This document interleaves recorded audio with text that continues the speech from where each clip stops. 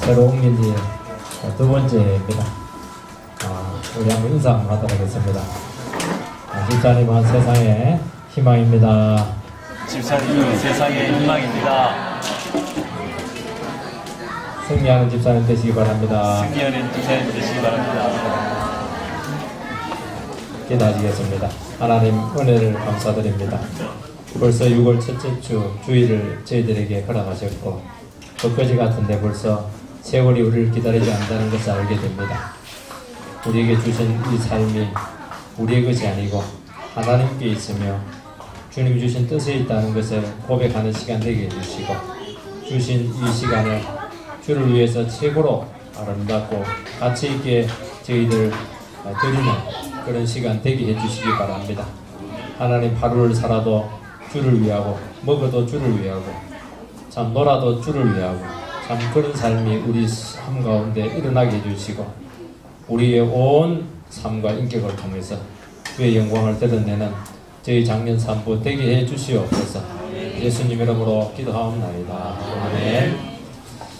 요한복음 17장 14절 15절입니다. 요한복음 17장 14절 15절.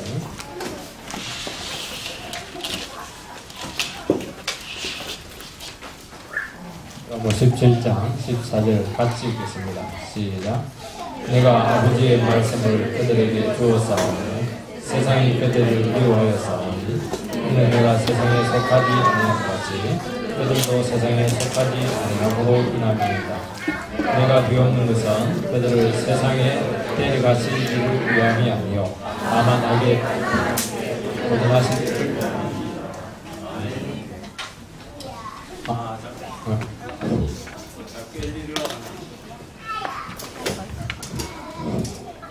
자크엘리르라 하는 이 프랑스 평신도의 개혁주의 사상가가 있는데 세상 속의 크리스찬이다 하는 그 책을 써서 이런 말을 합니다. 성도는 원래 세상 속에 살아가도록 부름받은 존재다. 그런데 세상에 속하지는 않지만은 세상을 떠날 수 없는 태생적으로 이런 정체성을 가지고 살아가는 사람이라는 겁니다.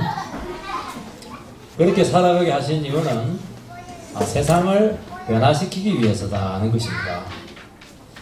그래서 여기서 이제 크리스찬의 그 빛과 소금의 역할을 이야기를 하는데 세상은 뭐 많은 일들이 나고 또 어떤 사건들이 발생하지만 그 의미도 모르고 또 그 목적도 모르고 가치도 모른다는 겁니다.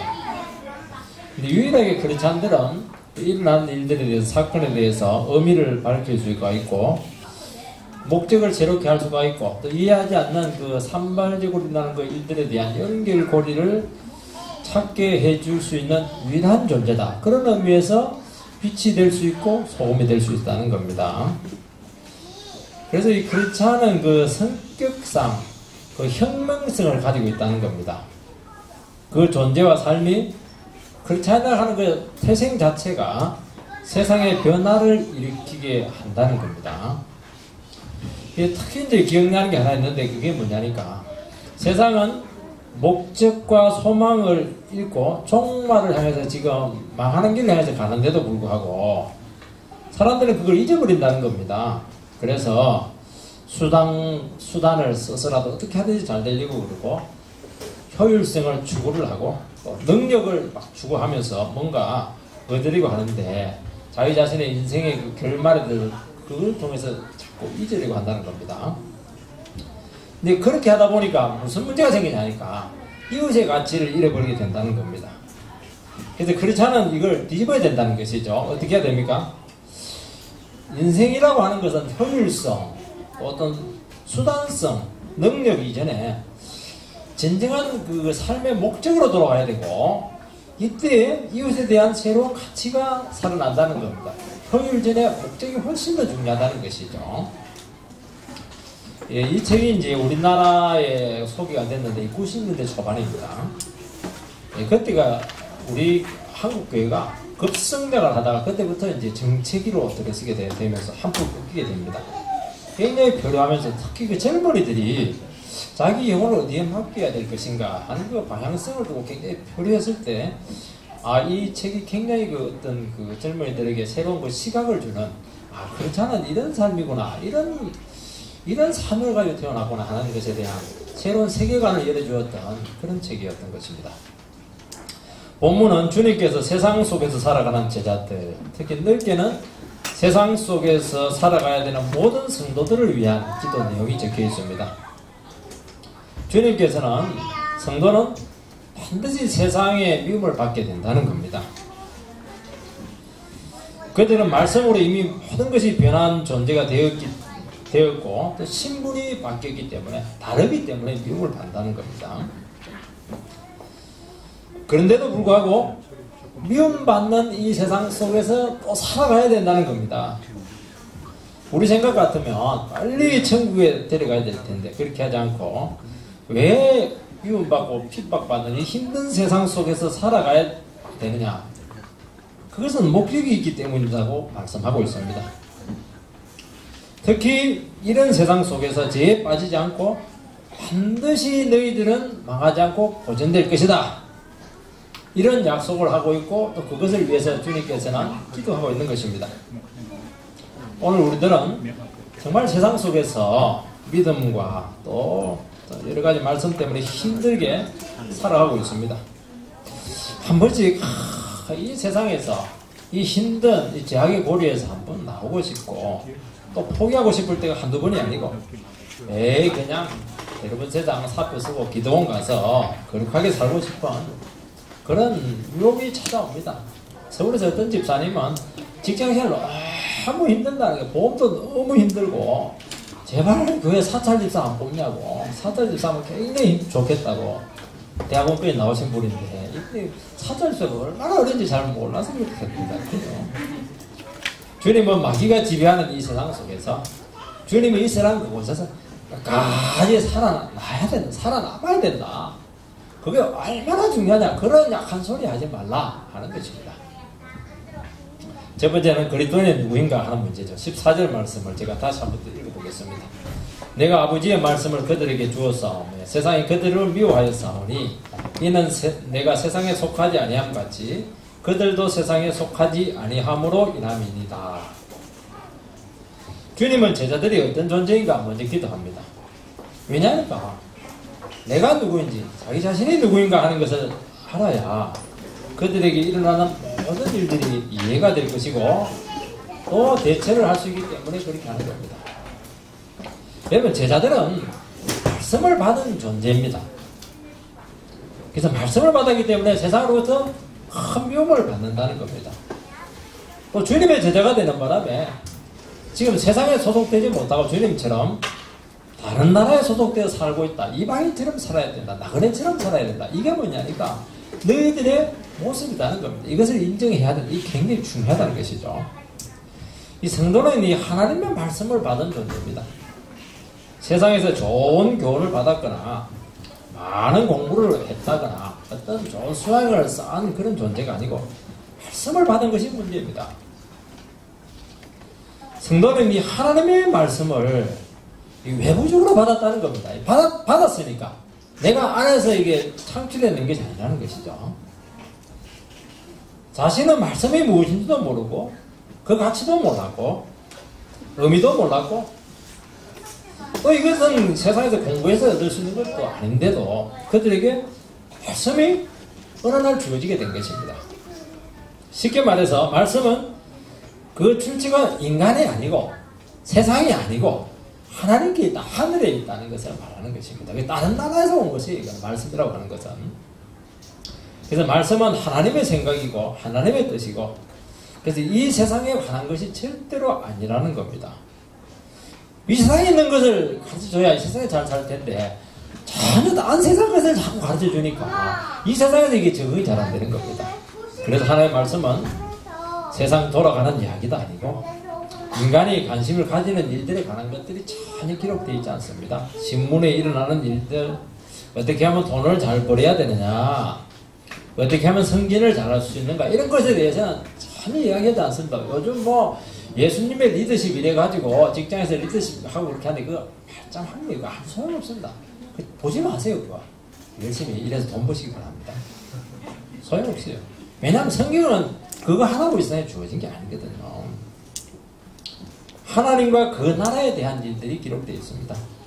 그래서 말씀의 외부에서 우리에게 주입되었다고 하는 것은 우리 인간의 노력이나 탐구나 어떤 조건에 의해서 이해될 수 있는 성질의 것이 아니라는 것이죠.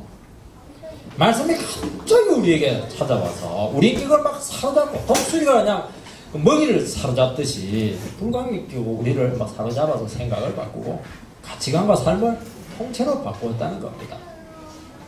이게 뭐냐니까 이게 말씀이고 말씀의 위력인 것입니다. 그래서 말씀은 우리가 판단하고 가치 기준을 가지고 받아들일 것은 받아들이고 거부할 것은 거부할 수 있는 성질의 것이 전혀 아니라는 것이죠. 우리의 전인격을 한순간에 사로잡아서 완전히 다른 사람이 되게 한다. 그래서 나그네로 이방인처럼 되는 것입니다. 왜냐니까 말씀은 하나님의 인격으로 임하기 때문에 저항할 수 없는 권세로 우리에게 찾아오기 때문에 그렇게 하는 것입니다. 여러분 세상에서 아무리 좋은 교훈들, 사상들, 철학들도요. 우리는 그것을 접하면서 내가 기준이 되어서 내가 판단자가 되어서 취사선택을 하고 또 참고사항을 이렇게 쓸 수밖에 없습니다. 말씀은 절대로 그게 안 돼요. All or nothing. 전부가 아니면 아무것도 아닙니다. 다 받아들이든지 다 버리든지 둘 중에 하나여야 돼요. 참고사항 뭐 그런 거 없습니다. 그래서 말씀은 듣는 순간 인간이 할 수 있는 것은 아무것도 없고 무조건 그 말씀 앞에 자기 자신을 내려놓고 복종하느냐 하는 그 문제로 귀결될 수밖에 없습니다. 말씀이 찾아온데도 불구하고 그 말씀을 거부하게 될 때는 딱 둘 중에 하나입니다. 자기가 하나님보다 더 똑똑하든지 아니면 그분을 거부하는 적극적인 배신자가 되어서 그 책임을 스스로 져야 된다는 것입니다. 그래서 이 말씀은 전 인격에 임하는 것이고 전 삶에 임하는 것입니다. 말씀은 사람을 바꿔버리고 인생을 바꾸고 본성을 변화시키고 삶의 목적과 가치관을 변화시키는 정말 혁명적인 변화를 우리에게 가져오게 한다는 것입니다. 완전 새 사람이죠. 완전 새로운 인류의 탄생입니다. 쉽게 말해서. 그래서 성도는 다시 태어난 사람들이고 흙에서 탄생한 게 아니고 하늘에서 온 자다. 그렇게 말하고 있는 거예요. 인종이 완전히 달라지게 되었습니다. 여러분 성도는 단지 이 세상에서 좀 다른 생각을 가지거나 일반 사람들과 차원이 다른 고매한 가치관이나 도덕성을 가지고 살아가는 존재가 아닙니다. 세상은 이런 사람들을 너무 존경하고 좋아합니다. 왜냐하면 세상의 방식이나 인간의 능력으로도 얼마든지 이렇게 참 높은 고매한 삶을 살아갈 수 있다 하는 가능성을 보여주기 때문에 그렇게 하는 겁니다. 그래서 영웅들, 범상치 않은 인물들, 상식을 뛰어넘는 특별한 능력을 가진 사람들에 대해서 열광을 합니다. 그렇지 않더라 미움을 받는다는 겁니다. 다르기 때문이죠. 인종이 다르기 때문에, 소속이 다르기 때문에. 세상은 변하지 않습니다. 세상은 여전해요. 그런데 문제는 우리가 변했던 겁니다. 그래서 이 가차가 된다는 것이 굉장히 세상에 대해서 낯설어지는 겁니다. 늘 익숙한 세상이었는데 갑자기 낯설어요. 가족이 낯설고, 직장이 낯설고, 세상이 낯설고, 친구가 낯설고, 세상을 추구하면서 살던 삶이 의미가 없어져 버리고, 갑자기 목표 상실에 빠지면서, 자기도 모르는 사이에 나는 이방인이구나. 그러면서 주위에 긴장감을 일으키게 되는 것입니다. 그런다고 해서 세상에서 다시 살아갈 수 있느냐? 없어요. 과거로 회귀가 안 됩니다. 그래서 그렇지 않아 바로 이런 가운데 살아가야 되는 존재다 하는 것을 주님께서 지금 말씀하고 있는 것입니다. 이 성도라고 하는 그 원어가 원래는 세인트, 대문자가 되면 이제 성인이 되는데 가톨릭에서 만든 개념이 우리는 그걸 받아들이지 않습니다. 우리는 다 성인이에요. 세인트. 구별된 사람이고 거룩한 사람입니다. 세상에서 건진받은 구별된 사람이죠. 그래서 이 성도는 세상에서 나왔기 때문에 세상에 대해서 잘 알고 있고 이해를 합니다. 문제는 세상은 성도를 모른다는 겁니다. 누군지 몰라요. 그전에는 참 잘 알았는데 갑자기 인간이 달라져요. 미확인 비행 물체가 아니고 미확인 인간 물체가 되는 것입니다. 하루 종일 주일날 교회 지내는 것도 이해가 되지도 못하고 사기 돈 주면 나는 좋아하고 막 칭찬해주면 막 너무 좋아하고 이러는데 돈도 막 별로이고 돈이 다냐고 하면서 막 할 소리만 했었고 세상 영광도 안 좋아하고 술집에 겨우 데리고 가면 안주만 축을 내고 한마디 하러 가면 술만 떨어지는 말만 하니까 세상에 부담스러운 존재가 되었습니다. 지식 공부해야 되는데 성경책에 빠져있어가지고 하나님에 대해 빠져있으니 뭐 장래가 걱정이 된다. 본인은 뭐 전혀 걱정을 안 하니까 옆에 사람이 몸이 다는 거예요. 이 파괴하는. 이 사람이 누군지 몰라요. 넌 누구? 이러고 똑같은데 얼굴은 똑같은데 누구? 이렇게 자꾸 묻습니다. 저 못 쳐도 너 누구냐? 자꾸 이렇게 물을 때가 참 많았어요. 저는 셋째 아들 아닙니까? 이 선교단체 간사로 일한 이 싱글 자매는 부친이 이런 말을 했다고요. 정말 좋은 학교 나와서 인부도 좋아요. 너 왜 임용고시 준비 안 하냐? 결혼할 생각은 안 하고 왜 선교단체 간사로서 돈도 안 드는 거 하고 있냐? 얼마나 답답했던지 보자. 네가 그렇게 빠져있는 거 내가 성경책 한번 보자. 이렇게 모았다는 겁니다. 그러면서 뭐라고 결론을 내냐니까 성경도 결국 이 세상에서 잘 되고 돈 많이 벌게 하는 책이더라. 그렇게 이야기를 하면서 근데도 성경의 그 원리에 따라 그렇게 한다는 겁니다. 얼마나 답답했으면 이해 안 되는 성경책을 다 읽었겠습니까? 막 이해가 안 되는 거예요 이게. 성경도 이해가 안 되고 다른 더 이해가 안 되고 참 놀랐죠. 소속이 다르다는 것은 아무리 노력해도 함께 할 수 없는 한계가 있다는 겁니다. 보이지 않는 넘을 수 없는 선이 있습니다. 저와 모친은 이 관계를 너무 많이 경험합니다. 1년에 몇 번 경험합니다. 설 추석 때 특히 경험합니다. 오랜만에 만나면 막 셋째 아들 왔구나. 와 얼마나 반기는 줄 몰라요. 어느 순간 함께하기에는 너무 먼 당신이 되어 있는 아들에 대해서 막 늘 배 안에 안타까운 눈물을 이렇게 쏟아내는 것 같습니다. 아들을 포기할 수는 없고 과거의 아들은 아니기 때문이죠. 그냥 늘 이런 말을 합니다. 무슨 말을 하냐니까 내가 예수만 안 믿었으면 좋았을 텐데 형제 중에서 내가 제일 마음씨가 좋았는데 왜 내 말을 지금 안 듣고 있냐 어찌 이렇게 되었네. 그 말은 안 합니다. 그 말까지는 안 하더라고요. 정말 애정이 교체가 되는 것이죠. 제가 용기를 내어서 이제 그만하시고 목사도 됐는데 저를 도와주시고 저 같은 길 가시면 어떻겠냐고 하면 정색을 하면서 예수 믿는 것들은 꼭 집회를 만들려고 한다고 하면서 아직까지도 지금 반항에 몸기승징하고 있습니다. 여기서 우리는 하나님께서 우리를 이런 존재로 불렀다 하는 것을 항상 기억을 해야 됩니다. 세상은 죽었다 깨어나도 예수 믿는 사람을 이해 못합니다. 그런다고 해서 그 신자의 존재를 부정할 수 있느냐? 할 수가 없어요. 하나님께서 이런 가운데 살아가게 했다는 겁니다. 조화롭게 사는 게 아니고 이해할 수 없는 세상 가운데서 살아라는 겁니다. 그게 주의 뜻입니다. 여러분 이해가 되지 않는 존재와 영원히 함께 가야 한다는 것은 너무나 힘든 여정입니다. 여러분 부부가 서로 이해 안 되면 얼마나 힘들어요. 평생 살아가야 된다면. 그런데 성도는 바로 여기에 삶의 의미가 있다는 거예요. 여기에 목적이 있다는 겁니다. 생명력이 여기에 있다는 것이죠. 오늘 교회의 타락과 세속화는요. 주님이 왜 불렀는지를 모르고 세상을 따라가려고 하는 데 있는 겁니다. 그게 세속화 아닙니까? 세상에서 영광받고 잘 되려고 하고 뭔가를 얻으려고 하기 때문인 것이죠. 활의 밟히는 소금으로 전락하는 것입니다. 여러분 이해 안 되는 건데 계속 평생한테 가야 되는 겁니다. 이게 우리를 부르신 예수 믿게 하는 목적이라는 것이죠. 세상에 기울여지면 안 된다는 겁니다. 세상으로 하여금 전혀 다른 생각이 있음을 우리의 삶을 통해서 증거해야 되는 것이고 이것은 엄청난 힘이고 세상에 대한 유일한 소망이고 요거 안 하면 천국 빨리 데려갑니다. 이것 때문에 그게 놔두는 겁니다. 왜냐하면 그것만이 세상을 살릴 수 있기 때문에 그렇게 하는 것이죠. 여러분 세상은 성도를 미워합니다.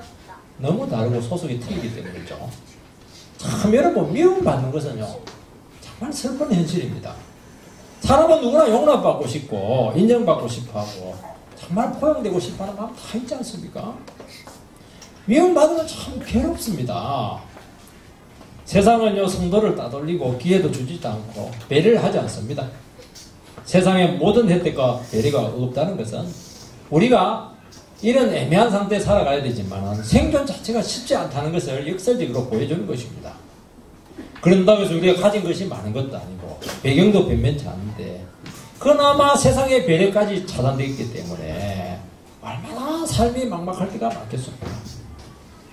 여러분, 가족은 우리의 삶의 뿌리인데 그동안 이분들의 도움과 배려로 이것까지 오게 되었는데 앞으로도 얼마나 든든한 버팀목이 될 텐데 이것마저 단절돼서 보장받지 못한다는 것은 참 힘든 일이죠. 집안과 사회에서 열애자가 된다는 것이 아마 얼마나 고통스러운가 하는 것은 아마 여러분들이 겪어보면 알게 될 것입니다. 이 사회는 반드시 어떤 그룹이나 단체에 신실하게 소속되어야 될 뿐만 아니라 그 단체나 사회를 위해서 헌신을 해야 자기 몫이 생기는 겁니다. 회사에서도 이런 라인에 들어가야 되고 특히 선도 그룹에 끼어야 승진도 되고 미래도 보장이 되고 딱 나오는 거예요. 끼네 안 끼네에 따라서 그 사람 진급 수준이 결판이 나는 겁니다.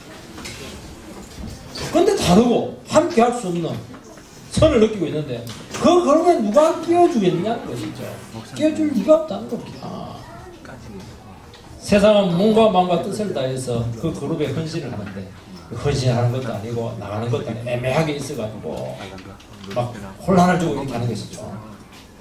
여러분, 안타까운 현실은 오늘날 교회도요 이런 세상적인 원리가 지배하고 있습니다. 대구에 있는 어느 교회, 어떤 교회가 있습니다. 저 상기동 쪽에 있는데 후임 목사님을 청빙을 했습니다. 그래서 그 교회는 뭐라고 기도를 했냐니까 참 이번에 오시는 목사님은 정말 하나님이 세우시는 목사, 정말 하나님의 사람을 이렇게 뽑히게 해달라고, 절대로 인간적인 기준이나 세상적인 조건으로 뽑지 않게 해달라고 그렇게 철석같이 다짐을 하고 청빙에 들어갔다고 합니다. 많은 사람이 원서를 내지 않았겠습니까? 6분을 후보로 뽑았습니다. 그 중에 이제 3사람을 먼저 봤다고 그래요. 한 가지 공통점이 있습니다.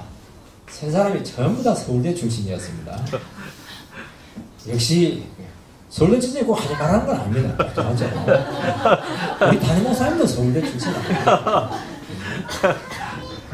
이분들은 이제 개별 접촉을 이렇게 했는데 해보니까 아니었어.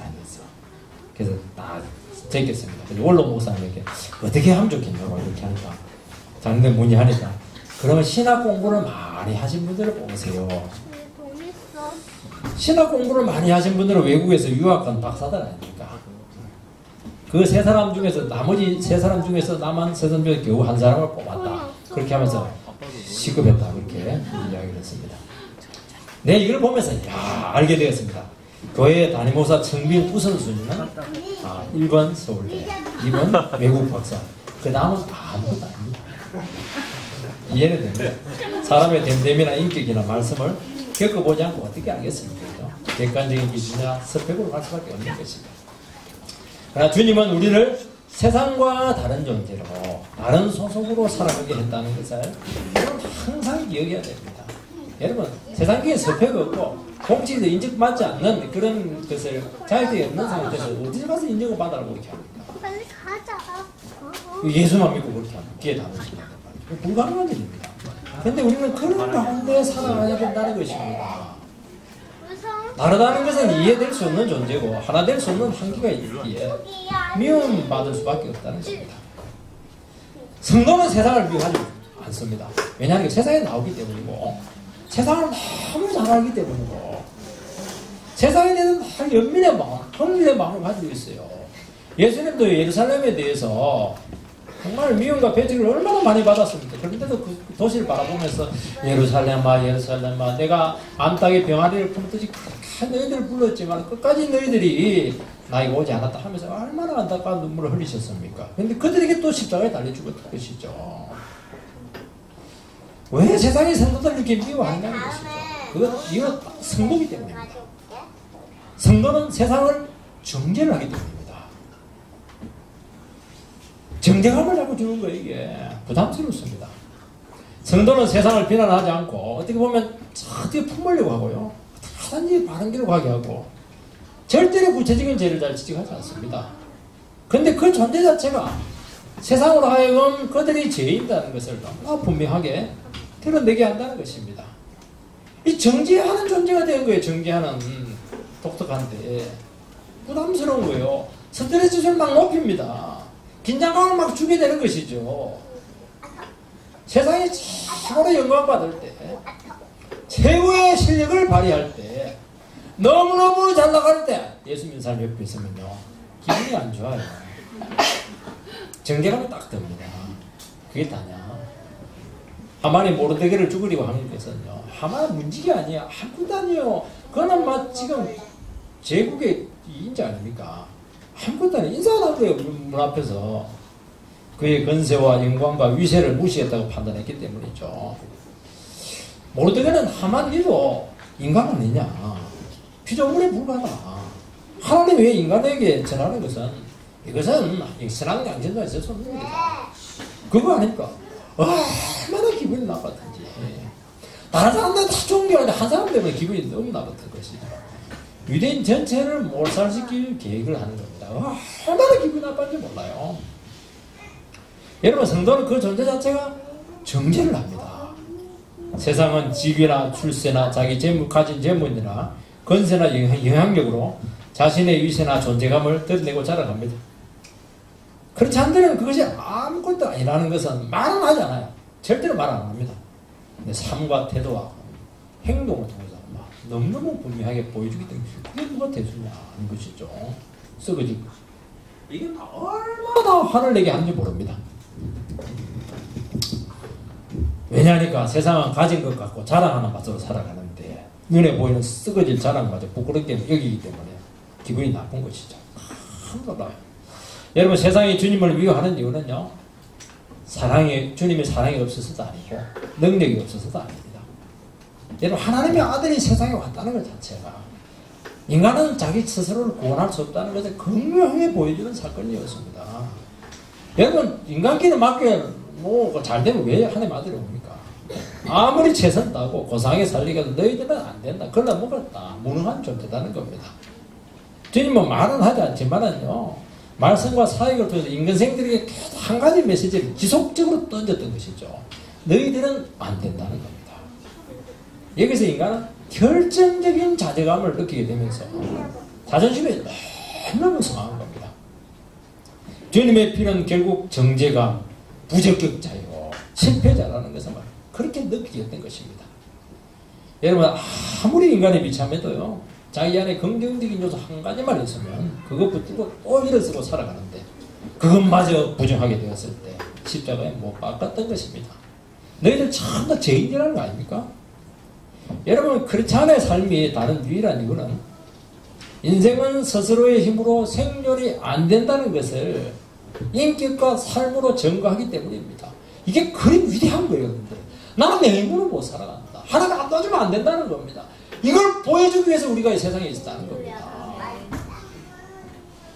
말씀으로 안 되면 안 되고요. 주님이 인도하지 않으면 아무리 세상적인 기회가 찾아오더라도 안 자는 것이죠. 여기서 세상은 막 돌아버려요. 미쳐버리는 거예요. 저런 인생들 어딘다 이러면서 가족들은 잡아먹으려고 해요. 그렇게 신앙이 좋으면 좋을수록 막 더 미워지는 것이죠. 저놈의 놈들은 무슨 일이 어디에서 왔냐? 별거 대에서 왔나? 이러면서 말이죠.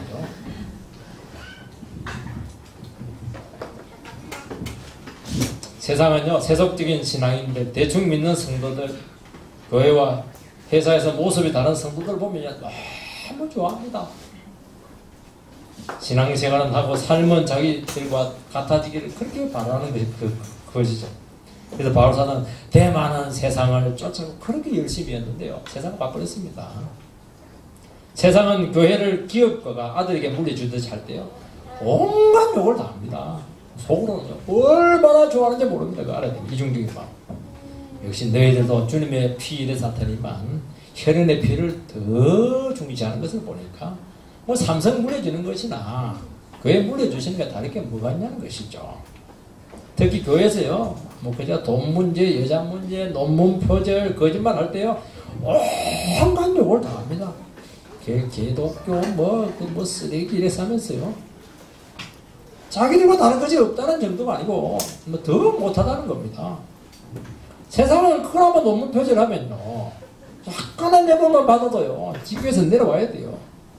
교회는요, 수십억, 수백억 행동하고 표절은 통째로 다 베끼고 이렇게 해도요, 국거리 강단을 지키고 있는 그런 늠름한 모습을 보면서 이야, 세상 위대한 기독교인들 대단하구나.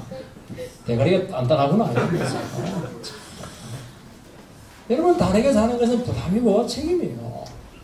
이걸 해야 돼. 이게 원래 그렇다는 거예요. 이게. 내는 그리 안 하고 싶은데 상관이 없다는 거예요. 그럴 수밖에 없다는 거예요. 이게. 두 번째, 주님이 이 세상에 우리를 두신 이유가 뭐냐 하는 것입니다. 15절 말씀을 읽어보면, 내가 비옵는 것은 그들을 세상에서 데려가시기를 위함이 아니요 다만 악에 빠지지 않게 보존하시기를 위함이니이다. 주님은 세상에 데려가는 것이 목적이 아니다. 분명히 얘기합니다. 세상에서 건진받았지만은 천국을 안 데려가고 다시 세상에 파송되어서 그곳에서 부지런히 뿌리 내리고 살아라 하는 겁니다. 죄 끌고 있고 마귀가 지배하는 세상에서 살아야 되고, 믿음이 좋으면 좋을수록 더 미움을 받게 될 것이고, 그게 사는 것이 주님의 뜻이다. 분명히 이야기하고 있습니다. 여러분, 우리가 크리스찬이 되었다고 해서 세상이 달라지는 것도 아니고, 달라진 것도 아니고, 천국에 데려가는 것도 아니고, 그렇다고 해서 우리가 완전히 자라가지고 예수님처럼 그렇게 능력자가 된 것도 아니고, 그 가운데서 그냥 살아가야 되는 것입니다. 우리 자신의 문제도 힘든데 또 이방인처럼 살아가야 되니까 얼마나 힘이 되겠습니까? 주님은 막 빨리 온다고 해놓고는, 그렇게 인사도 막 온다, 마라나타 하게 해놓고는 아직 2000년 이상도 오시지도 않고 말이죠. 너무 오래 기다리게 하는 겁니다. 주님은 너무 심하세요. 그 이유를 우리는 알 수 없어요. 중요한 것은 이유 알라 하지 말고 그런 가운데서 그냥 죽거나 살아가라는 겁니다. 세상 속에서. 구약에도 보면요, 신약만 그런 게 구약 선도도 똑같더라고요. 빨리 데려가려고 했던 인물들 세 사람이 나옵니다. 모세는 막 빨리 데려간다. 너무너무 애를 믿고 이렇게 하니까 주님께서는 살살 달래갖고 다시 그 200만 명 그냥 골치 아픈 놈들 왜 나한테 떠맡기를 하냐, 네가 메고 가라, 그렇게 사명을 감당하게 합니다. 엘리야도 막 능력으로 850명 바알 선지자들 다 뜯어 죽였는데도 이세벨이 막 그냥 자기를 죽이려고 하니까 막 광야에 도망가서 막 죽여달라고 막 땡깡을 부립니다. 하나님은 다시 새로운 사명을 주고서 잘 믿이고 잘 재워가지고 다시 이렇게 세워서 제2의 사람 세우는 사역을 감당하게 합니다. 요나는 깡패와 같은 나라에 가서 복음을 전하는 명령을 불복종하고 바다에 던지게 됩니다. 저는 요나가 왜 바다에 던지게 하라 했을까? 참 이제 이해가 잘 안 됐어요. 요나는 정말 죽으려고 했던 것이 분명했던 것 같습니다. 그래서 선원들이 어떻게 그 사람을 바다에 던지겠어요. 그래서 그들이 양심의 가책을 조금 더 느끼지 않도록 확실하게 집어 던지도록 그 유도를 합니다. 그래서 그게 요나서 1장입니다. 하나님은 죽을 고생만 시키고 생고생 시키고 물고기 뱃에서 다시 살려서 결국 사명을 감당하겠다는 것이죠. 바울 사도는 감옥에서 죽음에 임박했는데도 불구하고 나는 지금 죽어야 될지 살아야 될지 삶과 죽음 사이에서 막 이리도 못 가고 저리도 못 가고 지금 너무 고민이 많다는 겁니다. 그런데 너희들이 나를 아직도 필요로 하는 것을 보니까 주님이 좀 더 살려놓을지 모른다. 나는 그건 너무 비극이다. 난 빨리 주님 만나고 싶은데 말이죠. 이런 식으로 믿음의 사람들은 삶과 죽음의 문제를 결정을 내렸던 것입니다.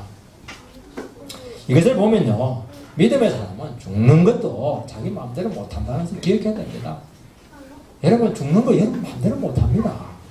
주님 죽고 싶어 해도 안 데려갑니다. 찔기게 살려놓을 겁니다. 더 살고 싶어요. 그래도 막 필요 없으면 싹 데려갑니다. 노인들이 죽어야지 하는 것은 이게 넋두리지 불신앙이죠. 주님이 죽기에 죽는 것이고 또 살려놓았다는 것은 지금 사명을 감당 안 하는 겁니다. 사명도 감당 안 하고 자꾸 살고 있으니까 지금 죽어야 살아야 될지 지금 막 그렇게 하는 겁니다. 사명 개념이에요. 사명의 개념이 하루를 살아도 사명 개념이 살아나면요, 삶의 의미가 확실히 살아납니다. 자꾸 이 세상에서만 누리려고 하고 대접받으려고 하니까 막 상황에 따라 삶이 너무 피곤하고 짐박고 힘들어지는 것입니다. 여러분요, 크리스찬 중에서요 보면요, 이 삶과 죽음의 문제가 정리된 사람이 있습니까? 뭐 암이 걸려가지고 사형 선고를 딱 받지 않습니까? 그러면요, 이 사람들은요 사명감에 불타버립니다. 야, 내가 지금 살 날이 얼마 안 남았구나. 3개월 남았구나. 이 3개월 동안 어떻게 살아야 될 것인가? 너무너무 바빠져. 편지 쓰면 편지 쓰고, 용서할 사람 용서하고, 도울 사람 도와주고, 이게. 근데 이 부분이 정리 안 된 사람들은 그 사형 선고를 받는 순간 완전히 맥이 빠져가지고요, 뭐 3개월 아니고 한 달만 죽어버려요. 까무러져 죽어버려요. 사명의 개념이 이렇게 다른 거예요. 사명은요, 하나님께 나를 있겠다는 것은 죽음을 뛰어넘습니다.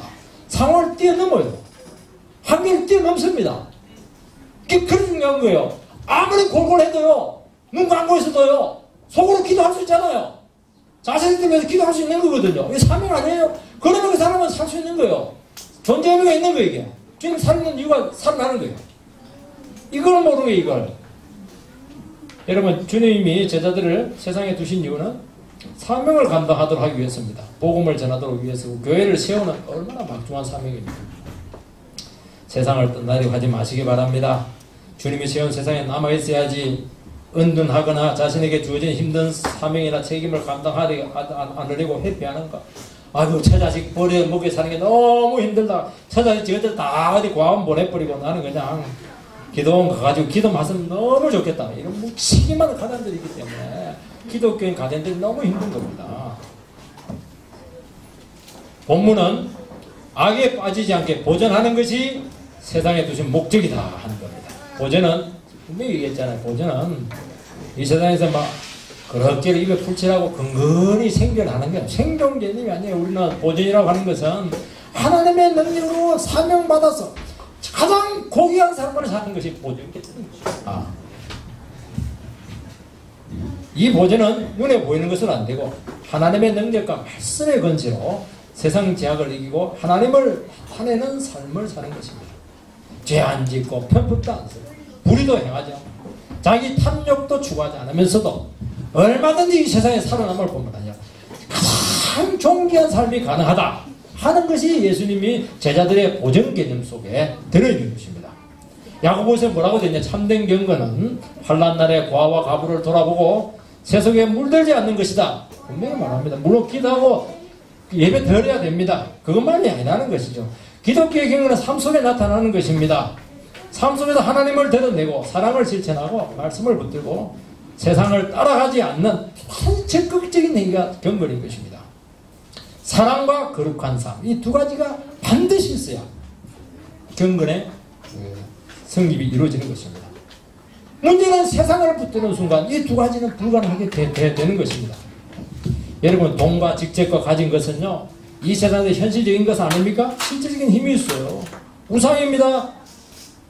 그런데 집착을 버리고 하나님을 위해서, 이웃을 위해서 낭비를 하는 것입니다. 불의한 청지 그거 아니에요. 주인의 돈을 가지고 막 이 집을 팍팍 씁니다. 그렇게 하니까 갑자기요, 돈의 힘을 확 잃어버려요. 그리고 주인의 일이 막 높아집니다. 사람은 막 입에 거품 칭찬해요. 막 은혜가 막 흐르기 시작합니다. 계약이 흐르는데, 돈이 흐르고 있는데, 은혜가 막 흐르기 시작, 그 사이에. 여러분, 눈에 보이는 것이 하나님의 은혜의 도구로 최고의 가치를 이루는 수단으로 바뀌어버렸어요. 돈이 막 은혜의 수단이 되어버렸어요. 여러분, 눈에 보이는 것이 하나님의 은혜의 도구가 되는 것이죠. 이것이 뭐냐니까, 세상 것이 죄의 도구, 우상의 아성을 쌓는 것으로부터 우리 영혼을 지킬 수 있는 유일한 길입니다. 그야말로 좀 대리를 좀, 뭐 그게 아니에요. 삶의 방해 문제입니다. 우리가 가진 직책으로 자신의 힘을 과시하거나 자기 이익을 추구하는 그 도구로 사용하는 것이 아니고, 그 직책을 가지고 얼마나 다른 사람 숨기기 좋아요. 아래 사람들 열심히 섬기세요. 그 순간 그 사회와 조직에 하나님은 제 위치로 갑니다. 하나님이 영광을 받습니다. 그리고 은혜가 막 그 조직에 흐르기 시작하면서 막 생명력이 살아나면서 진정한 성김의 질서가 거기서 확립이 되는 것입니다. 이게 아니에요, 이게? 이 경건 아닌가, 이게? 이 경건이 이게. 기도 많이 안 하는데, 이거. 우리가 가진 것이 우리의 삶을 막 집착하게 하고 총명을 흐리게 할 때, 과감하게 낭비하시고, 왜 그런 11조를 하냐면, 11조는 10분의 1 아니에요. 사람이 제일 어려운 게요, 10분의 1 떼서 주는 게 제일 힘들다 그래요, 심리학적으로. 확 떼서, 그러니까, 집착해서 싹 없어지니까, 총명이 용사를 하는 겁니다. 돈 가지고 막 낼까 말까 이렇게 하는 게 늘 흐리멍텅 하는 거예요. 저는 돈 설교 안 하지만 얘기를 해야 돼요. 자력으로 안 되면 어떻게 합니까? 주님이 강권적으로 낭비를 시키십니다. 완전히 쫄딱 망해서 죽을 고통으로 몰아넣습니다. 그때 이제 총명이 살아나요. 짐으로 안 되니까 하나님 도와주는 겁니다. 쉽게 말해서. 죽느냐? 절대로 안 돼요. 총명이 사는데 왜 죽어요? 더 삶의 의욕을 느끼고 막 생명력이 넘치고 순수해지고 말이죠. 아, 이제 겨우 삶의 의미가 살아났다 이런 소리를 했었고 말 진짜 그 얘기를 하지 말이죠. 여러분 우리가 악한 세상에서 세상 따라가지 않고 보존되는 것이 이게 기적 아닙니까? 이게 기적이에요. 이거 돈 많이 벌어가지고 말이죠. 겨우 살아가고 이거 욕 들으면서 이게 무슨 기적? 이거는 정말 부끄러운 것이죠. 정말 깨끗하게 주의 뜻을 이루면서 살았는데 여기서도 막 망하지 않고 존경하고 선한 양념 행사하고 논리적으로 현실적으로 사주적으로 가능해 불가능하죠. 이걸 해내 이거. 이걸 위해서 기도하는 게 이걸 위해서 지금. 여러분 오늘 주님은 우리가 유혹과 제약과 죽음 역사는 세상에 두시고 살아가게 했습니다. 주님이 그 심으신 거예요. 심는다는 게 굉장히 중요합니다. 우리는요 사회가 조금만 위협을 당하고 손해가 되고 고통을 받으면요 쉽게 전쟁터를 떠나버려요. 세월호 금방 떠나버립니다. 자기만 살리는 것이죠. 이게 문제. 여기서 이 사회는 절망을 해요. 여러분 우리는 그렇게 하면 안 돼요. 갈등과 생존의 위기와 함께 속에 있을 때 그 자리에 쉽게 움직이면 안 됩니다. 그 자리에 그대로 붙어 있어야 돼요. 하나님이 움직이게 해야 되고 주님이 다시 파서 다른 곳에 심게 해야지. 자기가 살라고 도망가면 거기서 끝장나는 겁니다. 세상도 끝장나는 거예요. 우리는 조금만 힘들면 사명 막 섣불려고 그래요. 조금만 힘들면 그 사명 안 하려고 그래요. 거기서 무슨 놈의 하나님이 그거는 보존 개념이 나타나고 존재며 살아가겠습니까? 역사 없습니다. 뼈를 묻으세요. 뼈를. 죽으면 죽으려 하면 성령이 살아날 텐데 여기서 죽음을 이기는 능력이 나타나게 될 것을 주님의 이름으로 축원드립니다. 우리를 우리 한번 기도하도록 하겠습니다. 우리는 이 삶의 의미가 무엇인가를 살아야 됩니다. 이 세상에서 뭐 돈 벌고 말이지 연금 받아가지고 노후 생활이나 보장받고 그런 썩을 빠질 그 세속적인 생각을 하니까 거기서 무슨 좋은 것이 나오겠어요. 그러면 안 돼요. 그러면 안 되고 정말 그 왜 있게 했는가 내가 어떤 존재인가 하는 것을 깨달아야 되고 이 세상에서 나의 사명이 뭔가 하는 것을 기억을 해야 됩니다.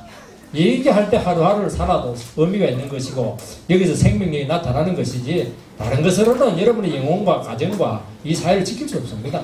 이 부분을 가지고 기도하겠습니다. 하나님